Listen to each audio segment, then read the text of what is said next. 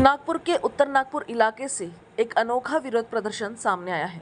समता नगर road और बाबादीप नगर क्षेत्र में पिछले एक साल से सड़कों पर पड़े गड्ढों की मरम्मत नहीं हुई है। प्रशासन की लापरवाही से परेशान नागरिकों ने इसका अनोखा तरीका अपनाया। शनिवार सुबह 10:30 बजे स्थानीय समाज सेवक गणेश सोलंके और बड़ी संख्या में नागरिकों ने इन गड्ढों का जन्मदिन मनाकर विरोध दर्ज कराया है।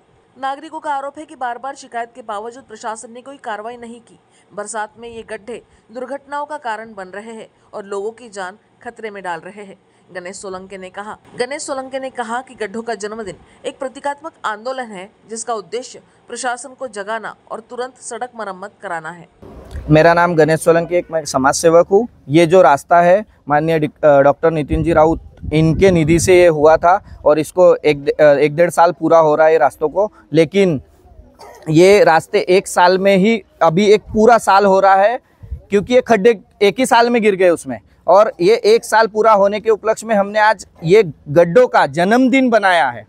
और प्रशासन को हर बार हम बता रहे हैं कि गड्ढे बुझाइए, लेकिन कोई भी गड्ढे बुझाने को तैयार नहीं है। और जो अधिकारी है, ये हमारे भैया है, मैक्सी से गिर गए और इनके हाथ को लगा, तो भी लोग प्रशासन यह गड्ढे नहीं बुझा रहा है। माझं नाव लक्ष्मीकांत पाटील आहे। मी बाबादीप नगरला राहतो, इथं समता नगर पुलियाजवळ।